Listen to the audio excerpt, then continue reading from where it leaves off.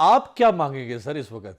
आपका मंशूर के ऊपर बात करें, आपके इलेक्शन पे बात करें, आपकी सीट एडजस्टमेंट पे, आपके सर्वाइवल पे बात करें, आपके ऊपर क्या बात करें? मौजूदा हालात के तनाज़ुर में अगर पीटीआई का स्टेटस देखा जाए तो हमारा तो इस वक्त एक एग्जिस्टेंशियलिस्ट मसला है। हम तो अपनी वजूद हम्म। को बचाने की कोशिशों में मसरूफ हैं। आईने पाकिस्तान के तहत जितने भी इदारे बनाए गए हैं, लगता यह है कि उनका मिशन ही और टारगेट ही सिर्फ और सिर्फ पीटीआई है। हर रोज पेशावर हाई कोर्ट और लाहौर हाई कोर्ट में पिटिशनें लगी होती हैं कि जी पीटीआई वालों के खिलाफ गलत पर्चे हैं, और वो हाई कोर्ट जो है वो पर्चे खारिज करने के हुक्म देते जा रहे हैं। ये नहीं, एक तसलसल से सिलसिला है। मैं तो इतना हम्म। कहूंगा कि हमारे साथ तो रियासती जबर की वही मिसालें हैं जो कायम की जा रही हैं। ठीक है, पीपल्स पार्टी पीटीआई में बहुत सारे इख्तलाफात हैं और वो खान साहब के और जरदारी साहब के, बिलावल साहब के आपस में बहुत सारे सख्त बयानात भी मौजूद हैं। एक तारीख है, खान साहब की सियासत रही है पीपल्स पार्टी और नून लीग के खिलाफ, लेकिन इस नुक्ते पर तो आप दोनों मुत्तफिक हैं ना कि एक पार्टी लाडली है और किसी और को इलेक्शन के लिए लेवल प्लेइंग फील्ड नहीं है। तो इस एक नुक्ते पर भी आप दोनों इकट्ठे क्यों नहीं हो पा रहे? पीपल्स पार्टी का अपना प्रोग्राम है, अपना मंशूर है, अपनी उनकी सियासत है, हमारी अपनी है।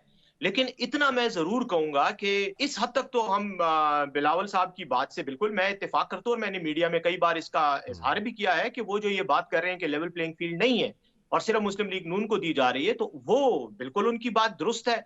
और वो उसको आपको बिलावल भुट्टो के तनाजुर में नहीं देखना चाहिए। आपको हम्म। ये बात जो है, अगर आप वैसे ही मारूजी हालात को देख लें, इस वक्त जो पॉलिटिकल सिनेरियो बना हुआ है, तो उसमें यकीनन सिर्फ और सिर्फ मुस्लिम लीग नून ही है। साबिक अटॉर्नी जनरल अनवर मंसूर साहब ने एक अहम बात कही कि तहरीक इंसाफ के लोग अगर आज़ाद हैसियत में भी असम्बली में पहुंच जाएं तो भी वो तहरीक इंसाफ को यानी एक पार्टी को ज्वाइन कर सकते हैं। ये मुमकिन है क्योंकि ये बात सिवाय अनवर मंसूर साहब के और किसी लीगल एक्सपर्ट ने नहीं की। देखें, पार्लियामेंट में ना पहुंचने का एक इशू यह है। देखें, इसकी एक मिसाल मैं आपको बताऊं जो लास्ट उसमें मुस्लिम लीग नून के साथ हुआ था, पार्लियामेंट में, सेनेट में हाँ। भी हुआ था कि उनके सेनेटर जब आए तो वो आजाद हैसियत में आए, लेकिन बाद में उन्होंने मुस्लिम लीग नून को ज्वाइन किया। हम्म। इसी तरह यकीनन जब आप किसी भी आजाद हैसियत में आते हैं, लेकिन बाद में आप अपनी पार्टी एफिलिएशन में उसका इजहार कर सकते हैं कि उसके खिलाफ कोई बात नहीं है।